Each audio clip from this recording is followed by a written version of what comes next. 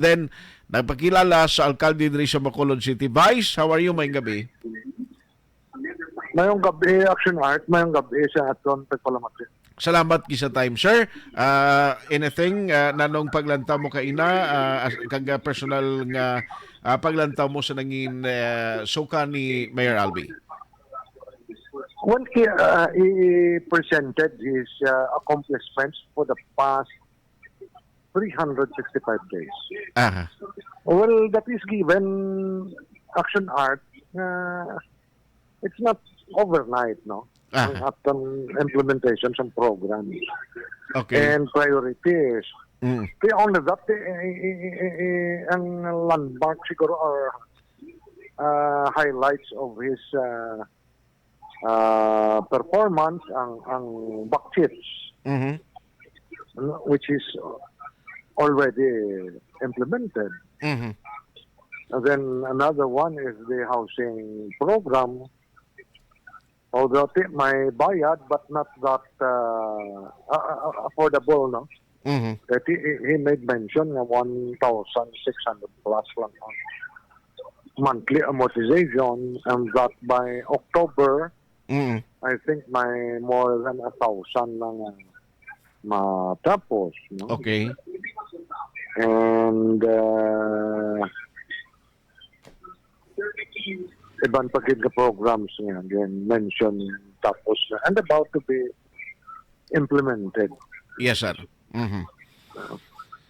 But in terms sa ginaayo niya or ginapangayuan niya suporta kabulig sa konseyo sa Bacolod, di Sanggunian, why man niya problema sa inyo in case no nga tiinyon sang alkalde ang inyo suporta dira para sa kaayuhan? Oh yes, tanan nga legislative needs or request niya. Wala. In fact, unanimous ang ang approval. Only that may mga iban kong kisa may kulatilya wala. Okay. Oo, but then all requests gina-approve na sa Sanggunian. Why isang pending? Okay. Except sang bago yung again pangayo ini ang may dapat ang issuance naton sa mga documents pala. Public documents dapat sealed, no? Kaya may mga fake. May mga discover, may mga reported cases of fake business Permits. Senior citizens ID. Sus. So maybe perhaps base previous administration damo na, no? Correct. O nagdaw nga subong lang may nanugid. Aha. Yes. So anyway, kung lantawon naton ini nga mga priorities, ini nga mga programs, mas dami kun ang cooperation kay although nga ang papel dira sang council check and balance, pero kung nakita ninyo yung para sa kayuhan sang city, do ay ginman niya actually sang problema, Vice, di ba? Yes, correct na siya. In fact, may mga delays kung isa na ginapabalik na papeles sa Office of the Mayor for clarification or may mga changes. Nga sa Sanggunian gusto nga may mga kulang bala. Asa, kasi sa ilaya nga at their end niya all are complied no? Yes. But then kung isa may makitaan niyang SP na kulang, ti balik inaya. Even majority sila, no? Okay. In fact, it's a collective decision. Return it back to the office of the mayor for corrections. Yes, sir. Pero by the way, you did mention kaina nga under sa karon nga council, do ko damo na sang mga napasar nyo naman, no? Mga legislative act na himo ninyo sa SP dagali, Vice? Well, as far as our accomplishments, we passed 1,484 resolutions. Okay. 35 ordinances. And 14 appropriation ordinances. Or Okay. a total of 49 ordinances. Aha. Kaya mo na dahil ang lagbat is the backchips program of the city. Mhm.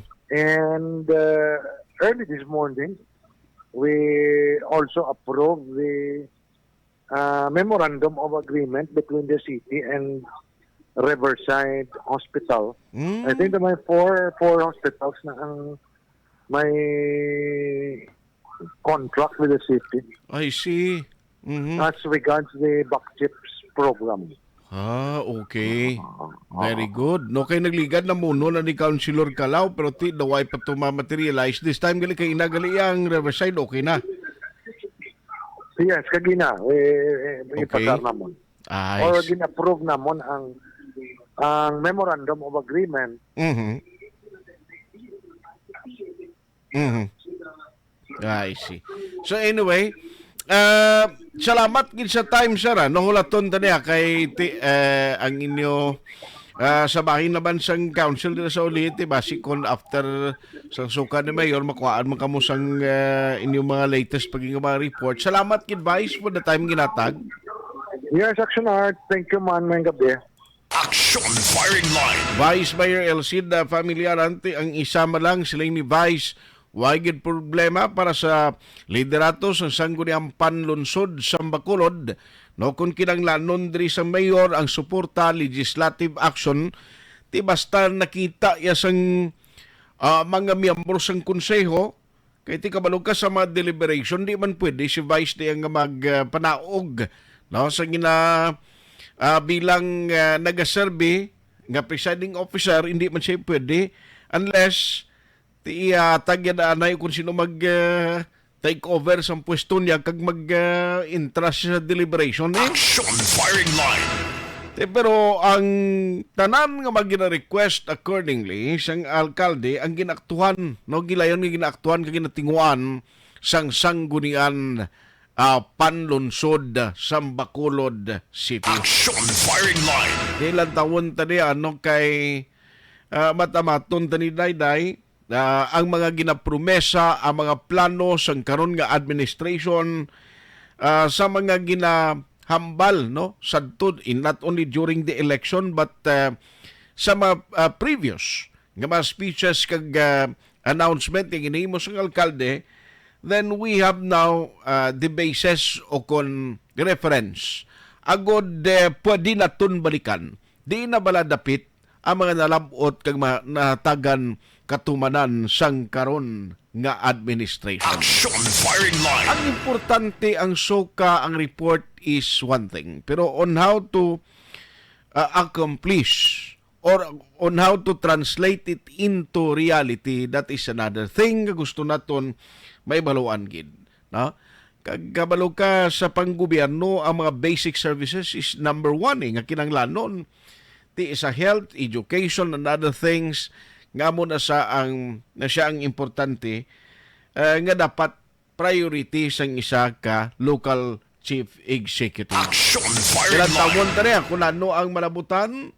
Bantayan nyo lang na kay mga salient feature amat-amat nga ginahatag ni Aksyon Eddie Nabusog kag sa news desk naton karon nga gabi. Objective, balanced discussion, fearless comment. Aksyon Firing Line. Ang init